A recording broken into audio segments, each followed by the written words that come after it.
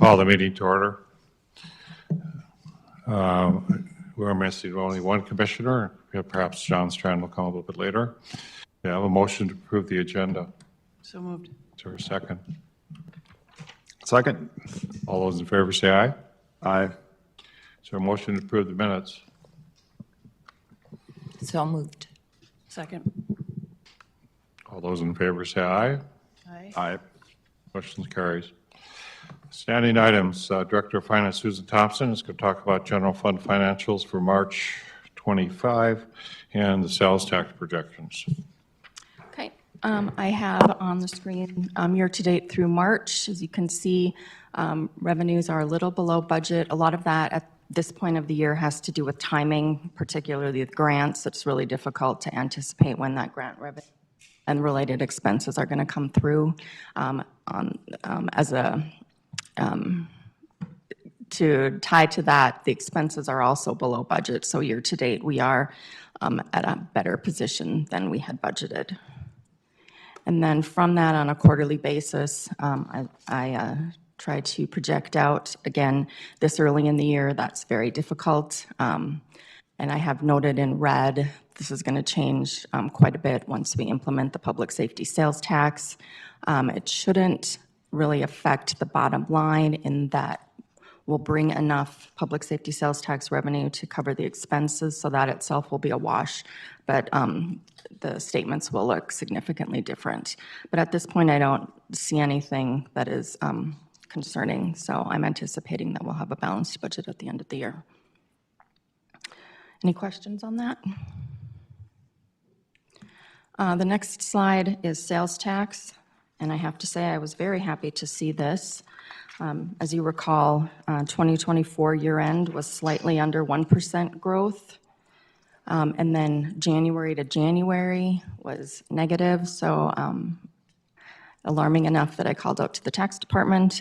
They weren't able to give a real good explanation, and as we've talked about in the past, you know, the month ends are sometimes on random weird dates, so you can't really look at month to month, but this was good news. So comparing year to date through February for this year versus last year, we're up. The city is up 9.4% and the county is up 8.8%, so that's positive news. Any questions or comments on sales tax? Can I ask about obviously that tax increase that was approved in November? Has that started being collected? And then does that show up? Or when that shows up, where will that show up? Thank you, Susan. It is not on this. It's effective April 1st. And then, yes, it will flow through here. So when we do our comparatives, we'll probably have to do some sort of a split. So we're looking at apples to apples. I hadn't thought of that yet, but I think we'll have to do that. So obviously right now, it's a little bit hard to read already. So is there any way that we can I'll drop off some of the old years, particularly the COVID years. They're not really relevant. But basically, it just started this month. April 1st is when it started to be collected. But so then it still goes out to the state and then yes. Can so you we actually don't, yeah. So the tax started April 1st. So if I'm a monthly filer, I'm not due to get my return back to the state until the end of May. So then the city doesn't actually get our cash till the end of June for the monthly filers. Quarterly filers, we won't actually start seeing that money until the end of August. Good question, thanks. Okay, now I want to talk about a couple things budget related. And then we have several other departments that have some time-sensitive items that they want to discuss as well. So just wanted to refresh the budget calendar. So we are about the fourth one down. We're at the Finance Committee meeting today. So I want to talk about a few things that relate to the budget and then remind everyone that the first and second week of May, we're having our initial meetings with the budget team and the departments, and we've also included the liaison commissioner. So be watching for those in your calendar. And then we have a meeting, and that slide didn't get updated, I apologize. We do have an actual date set. Our meeting to talk about and approve the public safety sales tax, the compensation plan, and the overall plan is going to be Wednesday, May 14th at 2 o'clock. That has been confirmed. It's going to be in this room. We also have a cabinet retreat, another round of meetings, and another finance committee. So there's plenty of opportunities for us to have some good conversations. So the next slide, I just want to give you all an update on the public safety sales tax. And then Michael may have some comments as well. So we've been working very hard on this. We have HR started with their consultants. Then we have been meeting as a team that includes administration, human resources, finance, and the chiefs and assistant chiefs of both the public safety organizations. You know, our intent is to bring a unified plan, and we want to address 5 components. We've spent a lot of time on the pay plan, or the pay scale, the pay plan. But there's other things that are also been addressed as needs for those departments. So we're trying to make sure that we're balancing the different objectives. So pay scale, personnel, existing public safety, facility and equipment obligations, new technology, including the body cams and additional cameras, equipment and facility updates. And then we also want to make sure that we're going to be providing to you our plan or our proposal for an implementation timeline. And then we've spent a lot of time looking out to make sure that what we're creating has long-term sustainability. The model is pretty sensitive, so we're using a pretty conservative estimate of 2% sales tax growth. And as we've been having our conversations, we've made a commitment to address this every year, to refresh it, to make sure the pay scale remains market competitive, and then look at what has changed in the sales tax, if there's additional capacity. But we want to make sure that the 10-year horizon that I'm looking at, we're not spending more than we're bringing in. So that's what we will be showing you when we meet again on May 14th. Does anyone have any questions? Michael, would you like to add some comments? Yeah, I would just add, I just really appreciate Susan's comments there. I would also add, commissioners, that we've really appreciated the coordination and the communication with the leadership of the 2 departments, and just really want to support all the efforts that have gone into this to date. Between our compensation consultant, our human resources team, as well as the public safety chiefs and the management teams of those groups, we know we've got some work to do ahead of us too with communicating the results of what we put together. So a couple of goals. Number 1, we want to make sure that we are getting that put together in a thoughtful way and in a way that's communicating with the departments and really get off on the right foot. Really the second goal, and I think it's an important goal, is sustainability, durability. Susan just mentioned too that we're going to be checking in on this every year, because what we approved this year is really just the start. This is going to be with us for many, many years. We really need to do this the right way and make sure that we are getting that off on the right foot for the commission as well as the department. So as Susan said, we're going to be doing this every year. It's very dynamic. We will have years that will be up on collections. We'll have years that will be down. We've experienced that with infrastructure and with flood sales tax over the years. And we'll need to be reaching that moment or meeting that moment with the same dynamic response. So we look forward to the next steps with this. We've, as Susan mentioned too, we're on schedule for that. Look forward to including that within the budget process for 2026. So thank you. Susan, I have a question for you. So if you wouldn't mind for the future, obviously, since we're starting to collect it, you kind of have a ballpark feel of how much revenue will come in this year going by what we know. And so if you, at this Wednesday meeting in the middle of May, if you could have a kind of a projection of how much money you're anticipating is going to come in for the year, just because I'm sure we have a pretty good feel. So anyway, and I know you maybe you already have it, I but have a great spreadsheet. You'd okay. love it. Okay, thank you.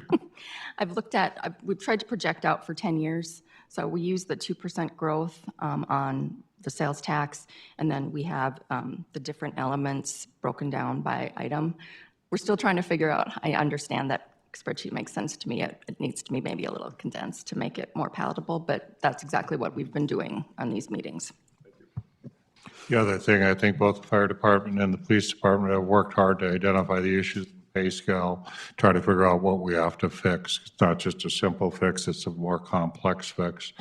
And the other item is that it'll be looked at every year, but the reality is we almost have to look at all our departments every year if we're not market competitive. And I think it's a changing environment in different departments, but we have to stay market competitive in this job market right now where we lose good people. We don't want to do that.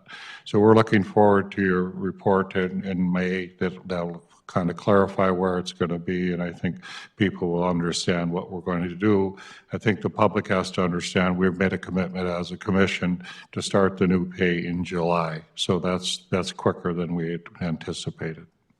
And Mr. Chair, I just want to commend both chiefs and their assistant chiefs and division chiefs for all the work bringing the information forward. I know they've been very active really since December.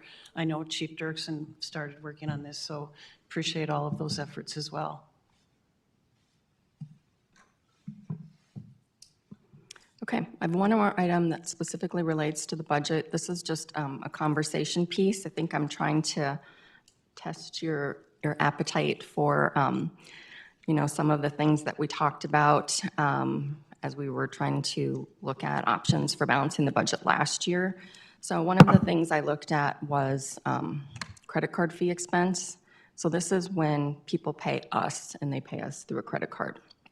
So as we all know, I was just at a restaurant, actually, that has that. We're going to add this to the bottom of your bill. So we wanted to see, what the total cost is for the city of Fargo.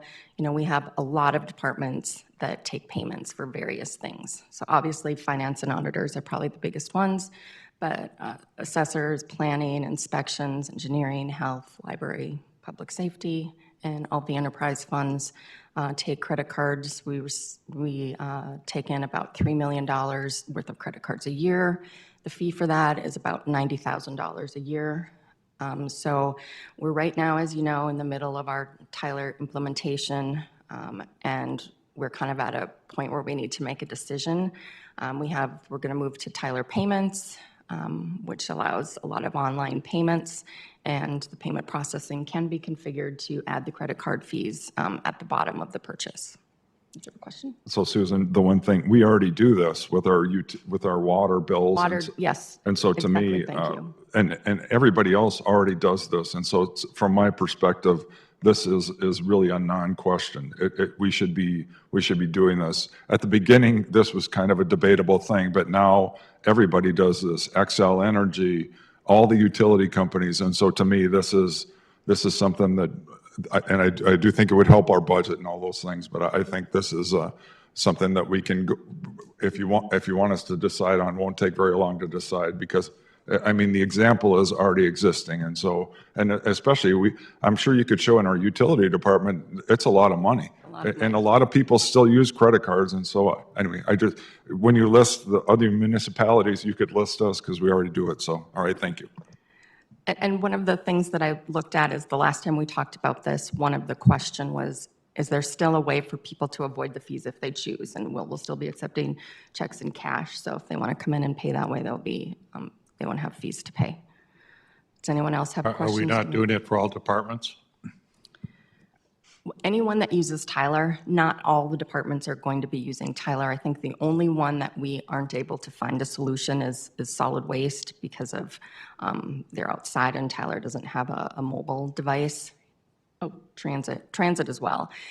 We have the departments that have very specialized software related to their particular, like transit, like buying a ticket, or Fargo Dome, their concessions or their tickets. Those will remain with whatever the default is that they have chosen.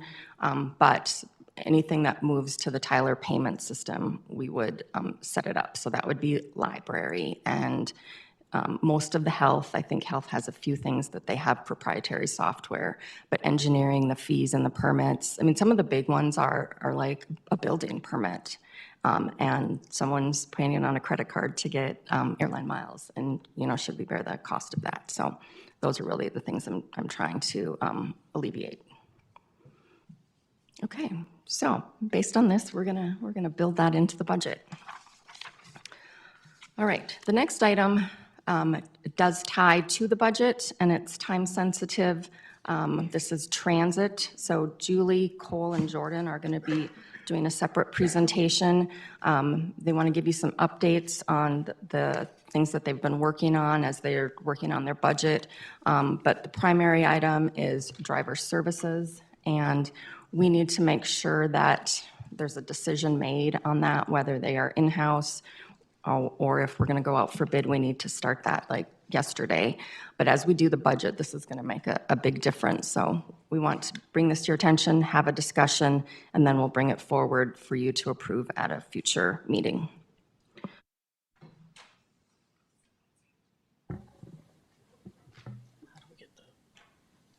Good morning.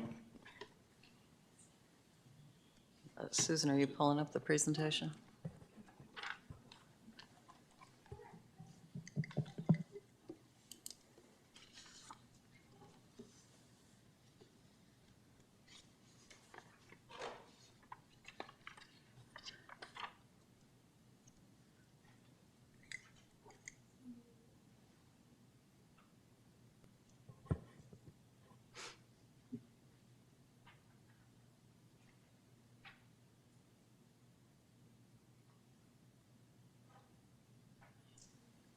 Excellent, yeah.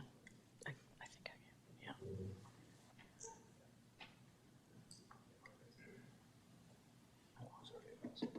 yeah.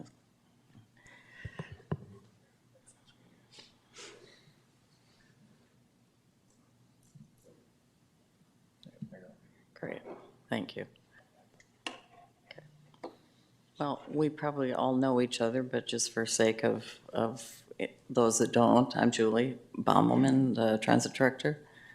Jordan Smith, Assistant Transit Director. And Cole Swingen, another Assistant Transit Director. And we just want to talk to you today about, and I know you're all familiar with what we've been talking about, some more details than others, but the proposal to bring drivers from a contracted position into City of Fargo employees. So a lot of action behind the scenes to get to this point. But what we've narrowed it down to is we would propose 75 drivers, 6 senior drivers, 4 road supervisors, management staff, 1 HR generalist position, and 6 part-time, temporary non-benefited, which is close to the combination that we currently use in the system. The part-time positions, actually our contractor uses 12 of those, but we feel we can get by with 6.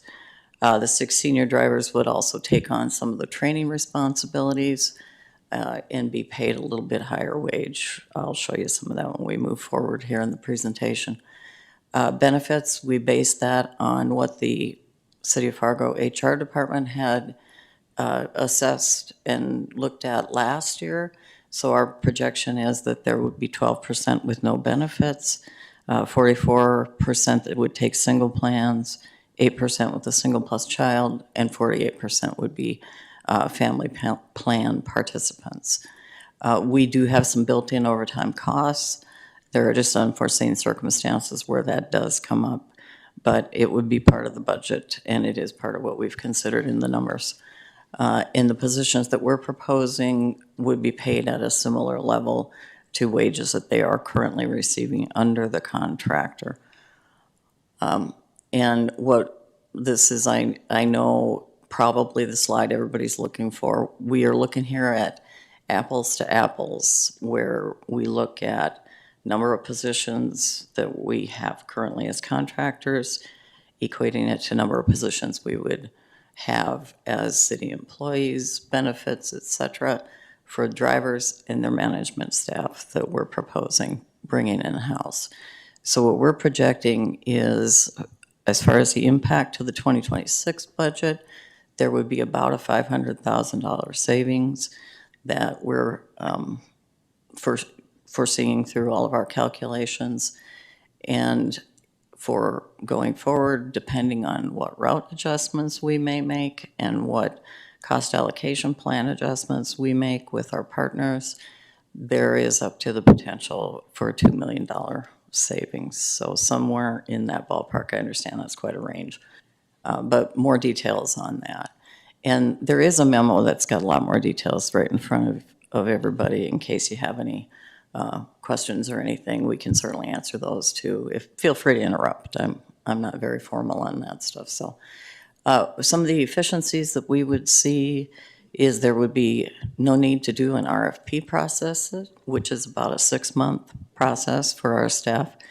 And that would be eliminated. And so we would have no negotiations and then renegotiations throughout the life of the contract.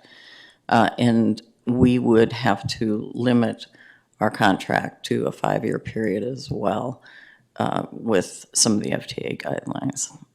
There'd be more flexible scheduling. Right now, the driver contractor, they are Teamster members. So that has an influence on how they do their schedules.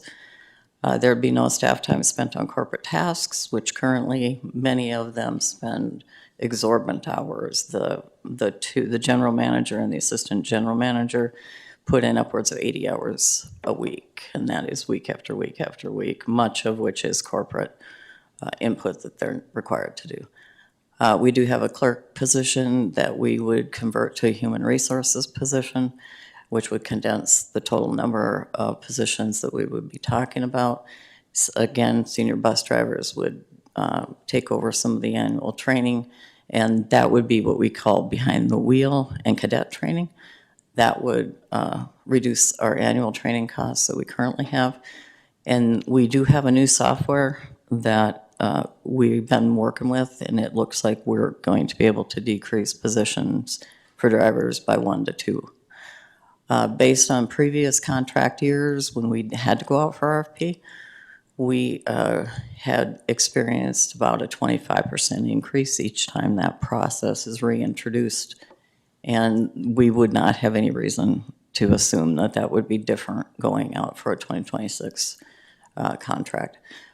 North Dakota Insurance Reserve has confirmed that if the city of Fargo continues to have contractors as drivers for the buses, that there would be a $200,000 increase in insurance costs to the city.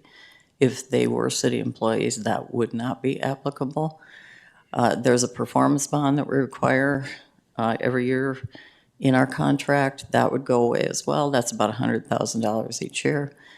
And we threw in here, we wanted to make you aware of the turnover and retention rates that the current contractor has.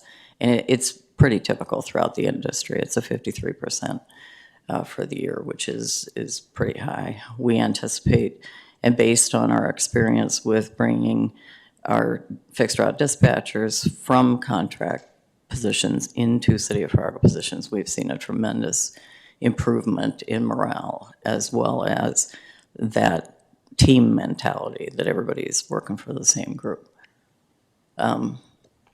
We are in about 3/4 of the way through our 5-year transit development plan. That's a requirement that we do every 5 years. We take a hard look at our routes and fares and literally anything and everything that has to do with our system. And we're going through that right now with the consultants. We are at the last phase of getting some more public input, but we have identified various service adjustments that we're going to suggest to the group as we move forward. And I think it's important here that we say these are suggestions, and we're not making that decision. We're proposing that to this group. So some of the suggestions, and I won't go through these in painful detail, I'm just going to make sure that the highlighted ones that will probably draw the most input are focused on, we did have a meeting last week with West Fargo. They would like some additional fixed route service, and we do have a proposal for that. We have one route, Route 16, that currently goes from downtown, travels south, and goes out to the West Acres Mall. Many of those transit generators, as we call them, one of them including the Fargo High Rise, those have disappeared from Route 16. It's a low-performing route, and we would recommend eliminating that route altogether. There are still other routes that go by that serve those same areas, and reallocating those resources to West Fargo to assist them with adding additional fixed route service, which they in turn would pick up the expenses for that type of a switch. So the other one would be, we're looking at expanding time on Route 15. We are struggling trying to keep that one on time. There's just too much to serve. When we initially proposed that route, go all the way to Walmart from downtown, and it's our gold star route, as we call it, high performer, very busy. And it's just with traffic that has developed over the years, we are struggling making that on time. So we would make a proposal to make some adjustments to that, along with Route 17 and Route 18. One of the main things with Route 18, it's a kind of a long meandering route. One of the main goals was to get it down far enough south to serve the 52nd Avenue Walmart. There's not a lot in between that we pick up folks coming and going from there. So one of the proposals is that we reallocate that southern end of service and be able to have Route 18 go over and serve Elliott Place, which I know is a high demand request that we get. It's a senior living complex that has been requesting service. The on-demand industrial park service, we're looking at, that costs us about $300,000 a year. It is not a high performer, and we would recommend eliminating that service if that is what the commission would be willing to support and see a value in.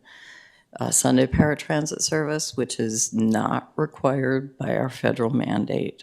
Federal mandate is that if you have a fixed route service that you have to provide what's known as complimentary paratransit.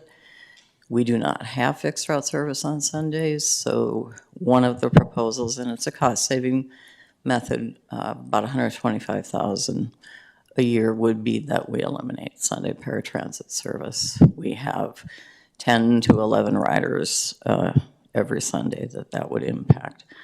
And just a quick note on our federal funding, because we are a TMA now, when we went to the 200,000 population, our funding comes to us differently. It's calculated based on ridership as well as passenger miles and a few other factors. So if we keep the service up and we keep the passengers traveling, and that includes West Fargo, the funding stays where it is. If it doesn't, it potentially could increase if we can get decent ridership.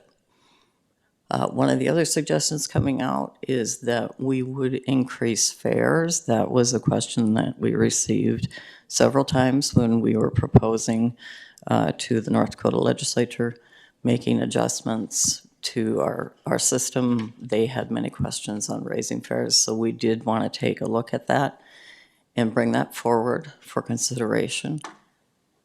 What we did, we currently have, you see Fargo is Grand Forks is actually highlighted in yellow. They increased their fares here a couple months ago.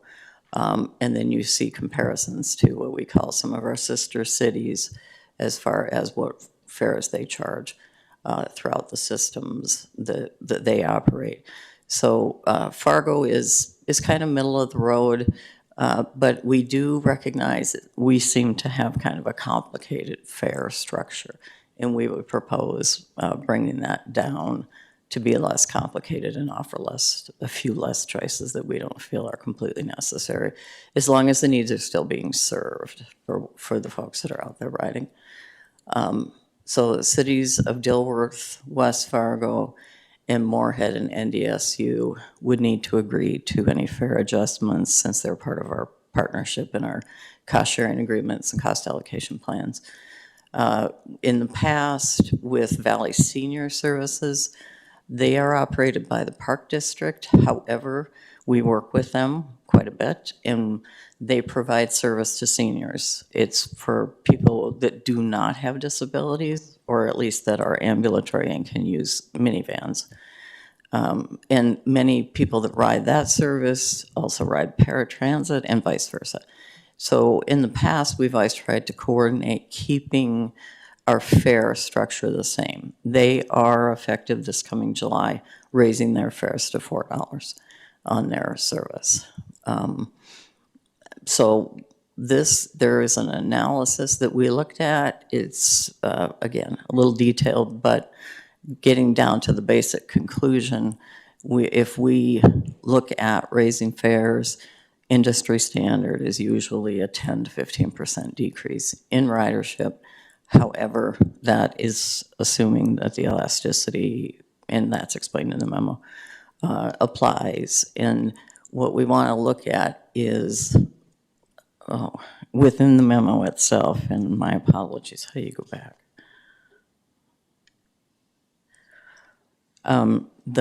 The dollars that are outlined in the memo explain exactly what we would forecast as far as an increase in fares at a 10% fare increase and a 15% fare increase.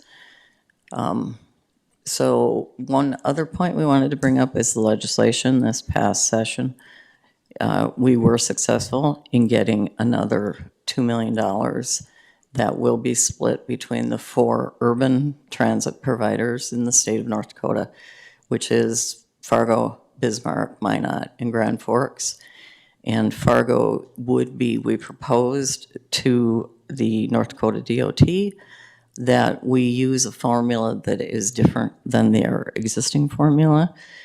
It's based on a flat rate plus a percentage of our ridership that we have.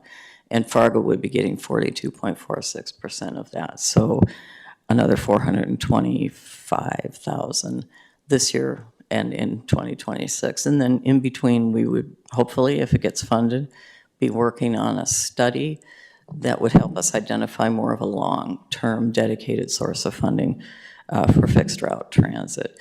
As you're all aware, North Dakota is mainly rural and has mainly rural transit providers. So this was new to the legislature, and it was a good exercise in demonstrating to them the needs for transit in the larger areas.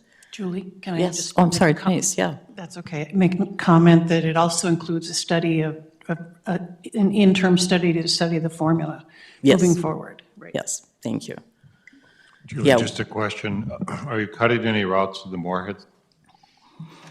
We are not proposing any adjustments to the Moorhead routes. They receive enough funding through the state of Minnesota Because that, the mayor had reached out to me, one of their councilwomen was upset because she thought you were cutting routes, but you must not be. No? no, not Moorhead, no. Thank you. You're welcome. And I think just so everybody's on the same page with that, when, at the beginning of this year, we do have a new cost allocation and agreement with Moorhead, Dilworth, West Fargo, that identifies how we operate within this whole area for the transit system. And they're a big part of that. And there's a group of us that get together.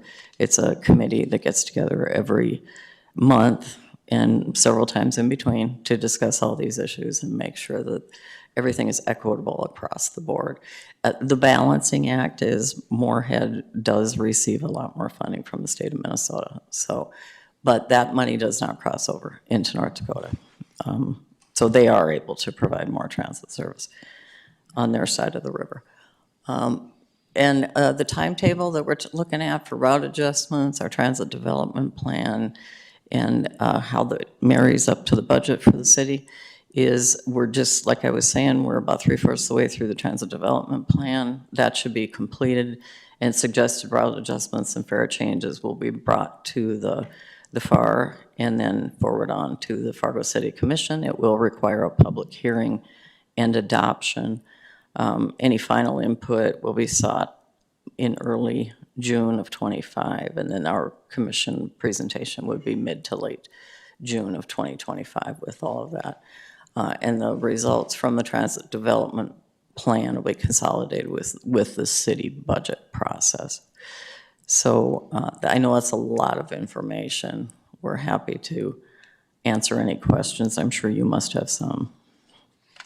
Well, we're glad you're working on this because it's a big part of our budget, and last year it was a huge part of our deficit in a sense. So very pleased that your team's working hard at this to try to find a resolution, some cost savings. I think Commissioner Kolpak, thanks for your work with the state to try to get the 2 million. You guys did a great job as well. Julie, I've Thank heard you. some of your testimony, and it was very good that we were able to even get any money out of the state, but it's a start, and I think we all hope that the state will be more generous in the next couple of years, realizing how important transit is in the bigger metropolitan areas. So I want to thank the team for the good work. If we got any money out of the states, it's a blessing for us. And if they want to continue to look at that, I think they'll find that they may want to support us much better. I think you do point out the fact that Minnesota does a lot more funding that helps out the transit systems. But it's always been a debate on the drivers, so I'm glad you're working that down to the ground to get to where it has to be.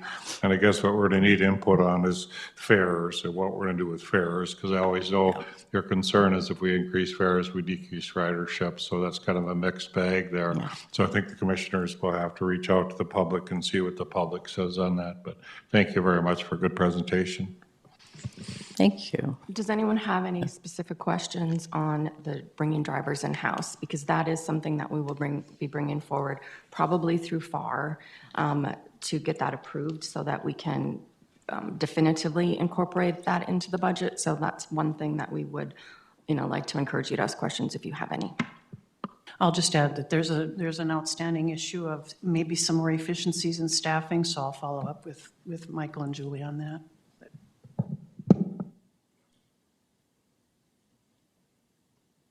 Okay, well, thank you very much. Obviously, we will be working through this.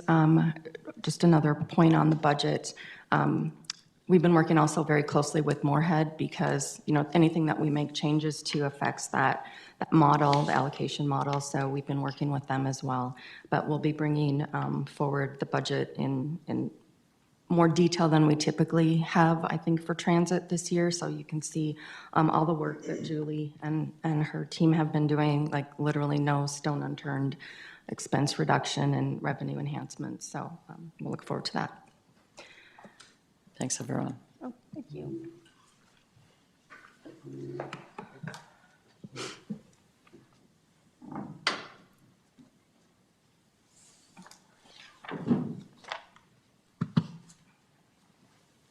Here's the mouse. Oh, it's still here. Okay, next, we're going to have a discussion on extraterritorial jurisdiction in the growth plan. We have Nicole from planning, Tom from engineering, and Jim Hassauer from water rec to discuss that. And let me find there, I think it's this one. Okay, and full screen.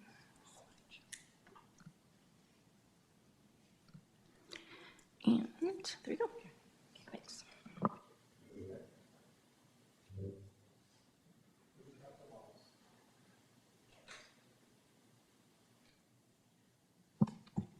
Good morning. Yeah, we thought in talking with Susan, we thought this might be a good time to introduce a couple discussion items. These are larger, probably multi-meeting discussion items, but we wanted to introduce a little bit of what staff is working with. And for those that don't know, the planning and engineering departments, as well as water and wastewater reclamation, and now finance director, we meet with city admin. We meet on a bi-weekly basis every other week to talk specifically about ET coordination and ET properties that are in our extraterritorial. And maybe just to explain, ET, for those that are watching, extraterritorial jurisdiction is basically a designated land geography that is set by the Century Code that gives us zoning powers. And when we started with our growth plan in our 2024 growth plan, we came up to some decisions about planning in those ET areas. And so we wanted to just highlight those today for a high-level understanding, as well as to identify and recognize requests we're getting for development in the ET areas, and just affirm maybe some previous city commission discussions that we've had back in 2021 and 2022. And when I look back at my email and document traffic from the last 6 or 7 years. There's one particular property that we've been talking about for quite some time that I'll highlight here in this quick presentation. So we have Jim and Mark and Tom to be here. We really just intend this to be a discussion for today. No real decisions, just to kind of high level and just to maybe affirm some next steps and questions that you might have that you would like us to explore deeper. So with that, we'll dive right in. So this is an excerpt from our Go 2030, or I'm sorry, growth plan. Sorry, wrong nomenclature. Growth Plan 2024 reference. And in that growth planning effort, we did have discussions with our surrounding jurisdictions, the planners or administrators in those jurisdictions, as well as there. And where the yellow stars are is where we've been working with landowners, in particular on requests we're receiving. And these requests might be related to servicing with utilities or incorporating inside city limits, so annexations as well. And one of the decisions that we've collectively affirmed, and Tom and Jim and others can correct me, is that we've collectively affirmed is maybe historically we would maybe provide services to properties outside the city that were in our ET, but we have in 2021 kind of affirmed that really it's most efficient for those properties to be annexed within the city limits. So you're getting sales tax value, or sorry, property tax value and other benefits related to those annexation. In the AT, again, this is another excerpt from the growth plan. We worked collectively with internally as staff as well as with the public and our abutting jurisdictions. You might remember the growth plan previous to this had a tier 1 and a tier 2, and kind of talking about the duration of time to develop.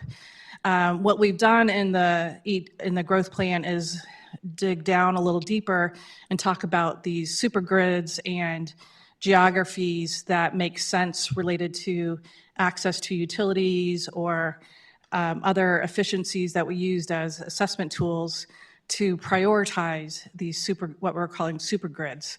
And so, for instance, we're working with developers in super grid A in the south there with areas 1 and 2 abutting the Storm Pond, 3 and 4 abutting 64th Avenue. We're really focusing a lot of staff coordination and property coordination in those areas. And if we talk about how do we prioritize staff's time, and working within those districts. And then on the north side, if you look at Super Grid 1, that's up by the Amazon development versus Super Grid 2, which is, west there. Really how do we, that helps give our utilities focus on how to allocate their CIPs and other planning efforts.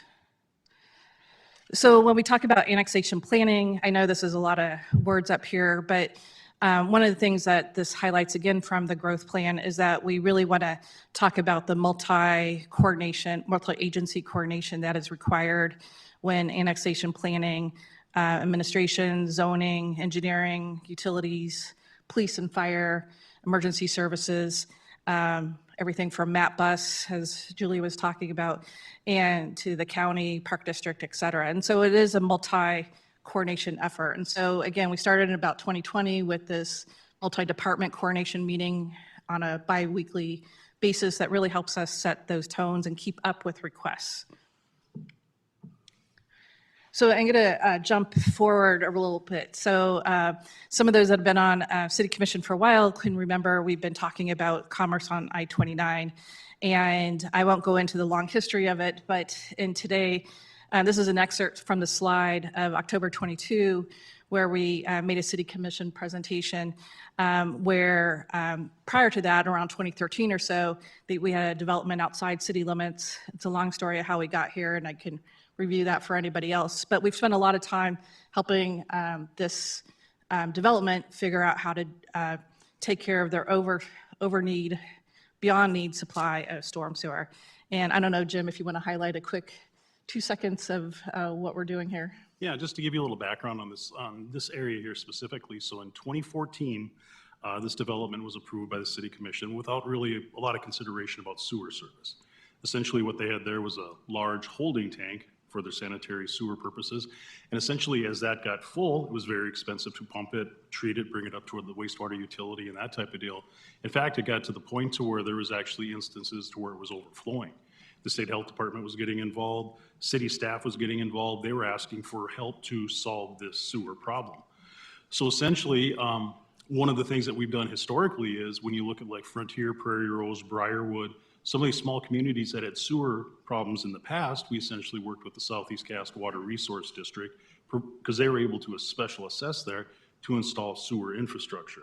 So our solution here was to essentially work with Southeast Cass Water Resource District to provide a lift station and a force main to help with this problem.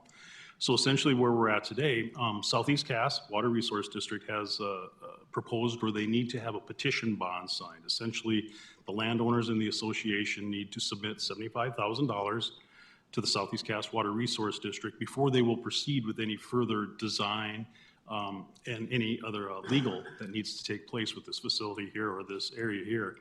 So before any negotiations can proceed moving forward, they need that petition bond signed. They have not received it to this point, just due to the fact that I think there's a lot of ownership that is changing down there because they need signatures from all the owners and that type of thing. So essentially, that's where we're at today with this specific property down there, so.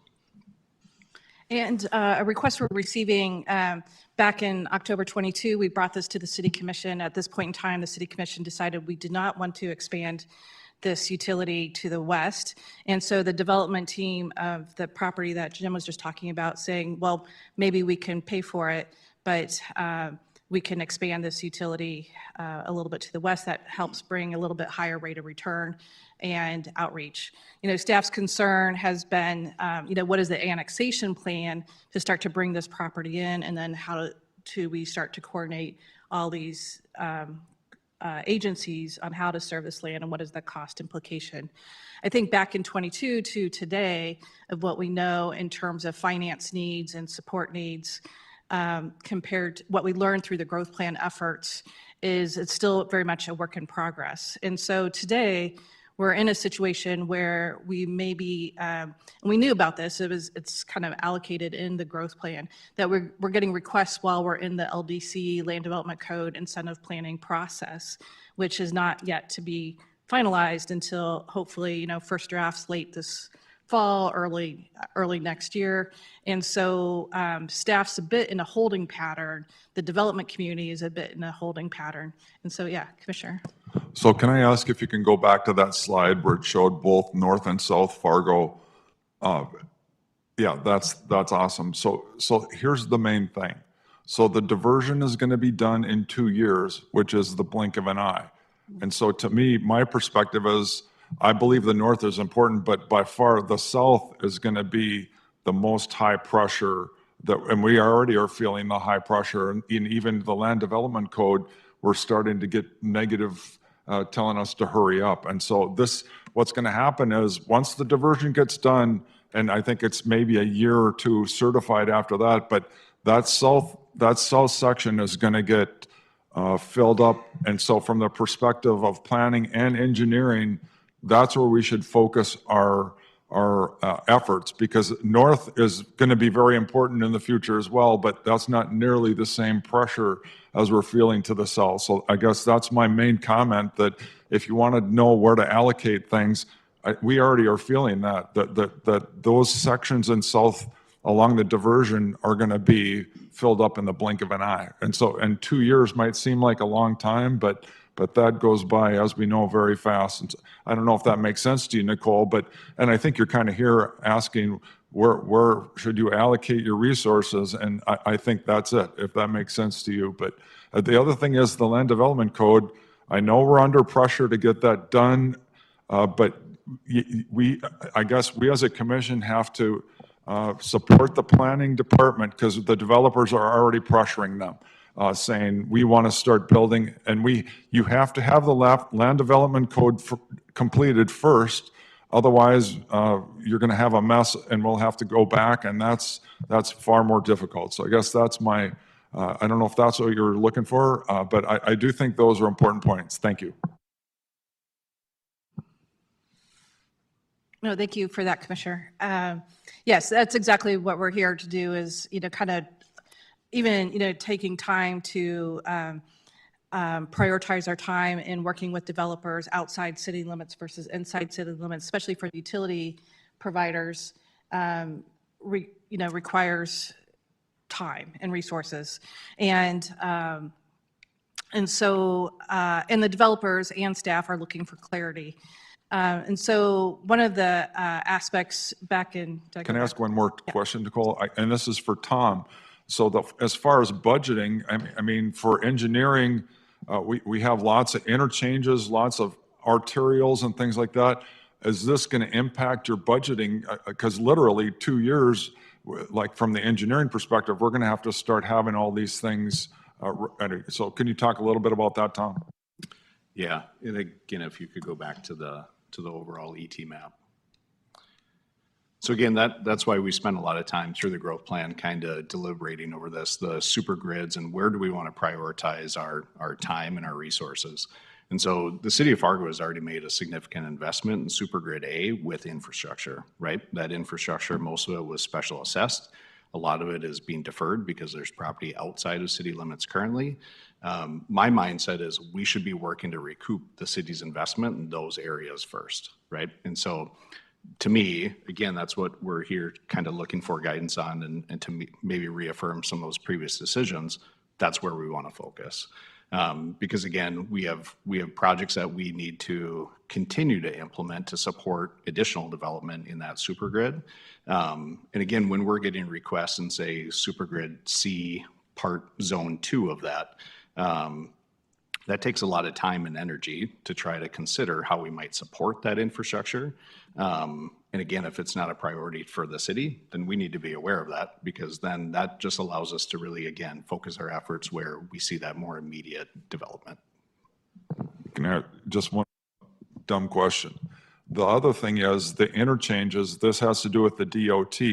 In the past, they have not been supportive of adding those, and to me, we're at the point where we have to get those completed, and so, and the legislature is still in session, but I hope, and maybe we already are. So the other thing this brings up is I am not being involved at all with the legislature, which is unacceptable, because what's going on right now with the DOT, the legislature's in session. We should be meeting with them, talking about how important this is. I'm not being included at all, which is embarrassing. I'm not surprised, but it's embarrassing. But the DOT, we need to get those interchanges and those main arterials. They're part of the picture. So maybe you're doing that. I have no idea. Can you talk about that, Tom?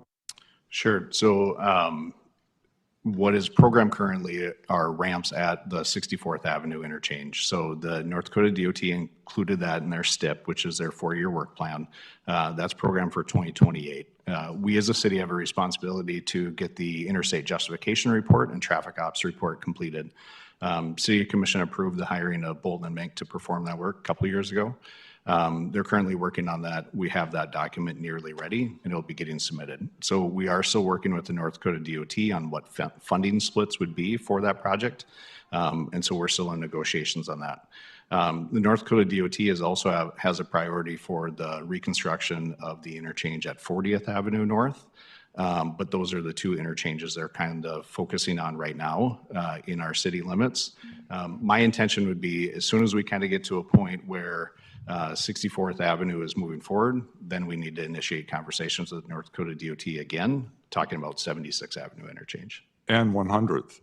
I think both of those need to be included. And if nothing else, making sure that we have those in our plans so that we reserve the corridors so we don't have to go back and buy the properties or things like that. So even if they don't get funding, just so we get on the radar, because back in the day, the previous governor was not supportive of all those interchanges, and it was very disappointing. But we have to reserve those corridors, and it's also impacting Horace. Thank you. We actually are working very vigorously. Engineering has been working on the plans. We're trying to move 64th to 26 versus 28. We've talked to federal delegation, we've talked to state about that, we've talked to DOT, Dave, and I'd have us brief you sometime, but we've met quarterly on this to try to see how can we make it go faster. In addition, 12th Avenue Bridge is also under consideration for a redo as well, and we have a grant that's going through. The difficulty, I think Tom would say, and I would say right now, is funding on the federal level is in question. Whereas before, there was a lot of funding that was infrastructure first, let's get it done. It appears that a lot of that's been cut. So we'll take your efforts, lobbying efforts, for us to all work together to try to get the attention of the feds and the state to do that. We'd love to move 64th to 26 if we can. But I think, Tom, even you and I look at prairie dog funds, and that's in question the next session. And that's coming in this session, it came in, but if that is lacking in 2 years, that's going to make a huge difference in our CIP. And it's lovely to want to have these things happen. And I know I've been at the sports complex when all the people are there. That thing's packed. And the quicker we get 64th done, the better it will be for everybody, because that's going to be our next place that grows. So it'd be all the commissioners should be engaged for us to move that forward.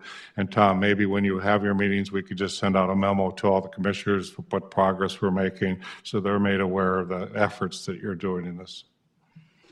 Mr. Chair, can I just make a comment too? Yeah, there's some final legislation going through right now. I know at last Friday's lead call, which is every Friday at 2 o'clock, we had a really good conversation about some of the changes coming, and I just remind all commissioners have been invited to that Friday call from the beginning. So I find that call very helpful.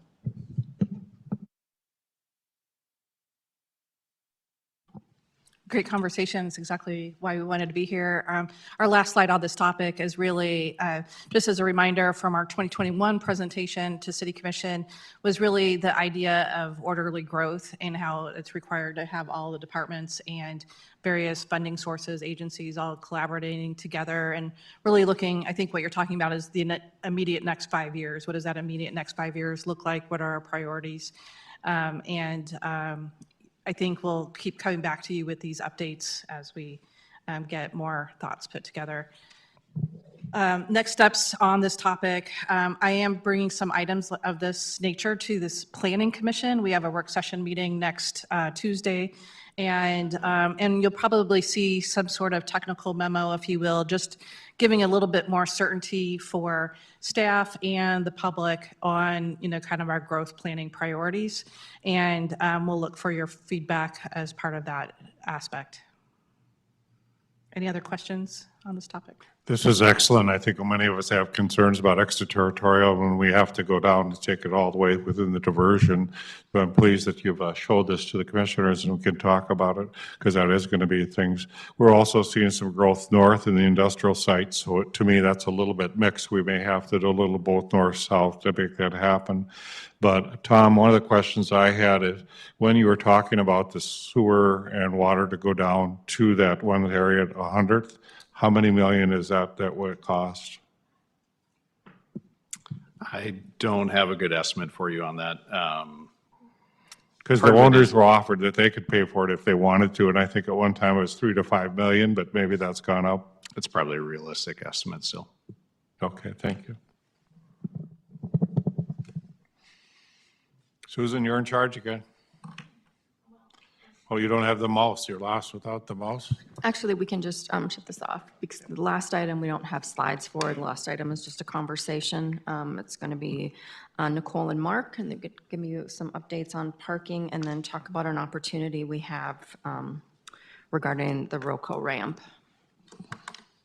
Yeah, I was going to hand this over to Mark. We've had some discussions over the last several months on some of the security issues at the ROCO ramp, as well as learning from our interstate parking, our parking managers on some opportunities. And we were meeting with city administration, Brenda Derrig, a few weeks ago, and some things started to sync up. And so I'll toss it over to Mark as a quick intro. Yeah, I think we find ourselves in an opportunity where the NP ramp is going to be a little bit under budget by approximately $600,000. As we were talking about the security concerns that we have in the ROCO parking ramp, There were some discussions about possibly putting roll-up doors and more security in the Roco ramp based on the vandalism we've had. And one of the ideas that came to mind on how to finance the roll-up doors in the Roco ramp would be possibly using that surplus from the NP ramp to be able to finance the installation of the roll-up doors in the Roco ramp. They are scheduled to be installed in the NP ramp, and if you remember the Island Park ramp, Bell Bank uses them. It seems like it's been a very effective way to help bring a little bit more security to those facilities. We're estimating roughly about $250,000 to $300,000 to be able to secure the Roco ramp. And we're also in a situation where the gates and the infrastructure that we have in right now in the Roco ramp are about shot and are in need of replacement, so that would also serve that issue that's going on. I think one of the questions is, what process do we use if we were interested in using some of the surplus from NP to finance the Roco ramp? And I think that's why we're here for a little bit of a discussion today and see where the Finance Committee is on that. Yeah, so I'll give you a little history, reminder of how we financed MP ramp. It's kind of a couple different sources. So we were fortunate to get a loan from the state for 2%. We could only borrow up to $9 million on that. And then we borrowed through a debt obligation, $8 million. And then the intent is to do some interfund borrowing, which will be coming, the resolution to allow that was passed. We just need to formalize that now that we kind of know what the final number is. So that will be coming through FAR as well.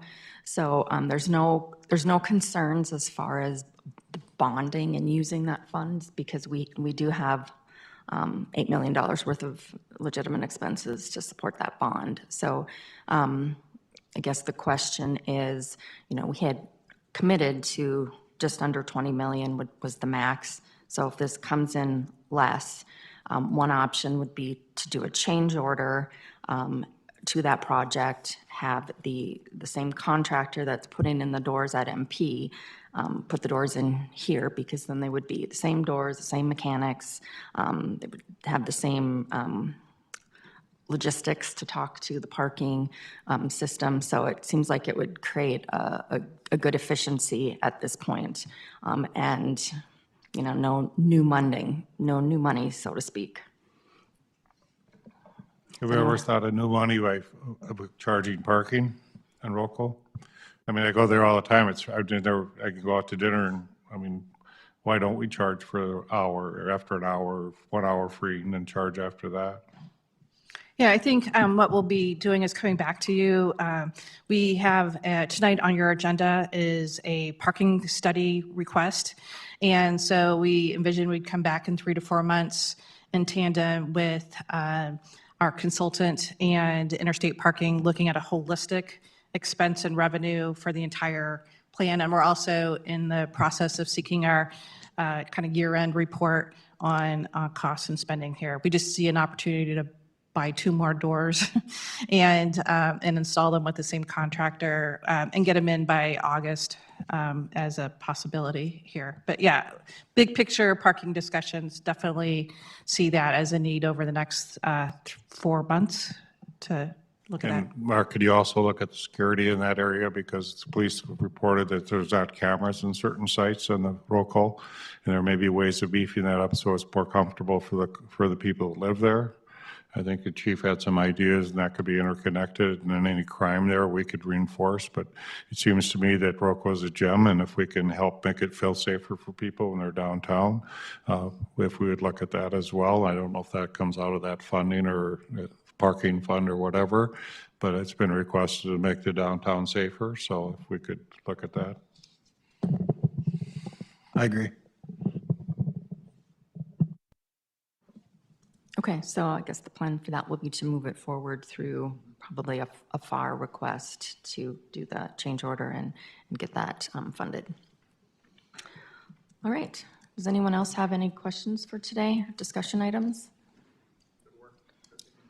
Thank you. We'll see you all again on May 14th at 2 o'clock.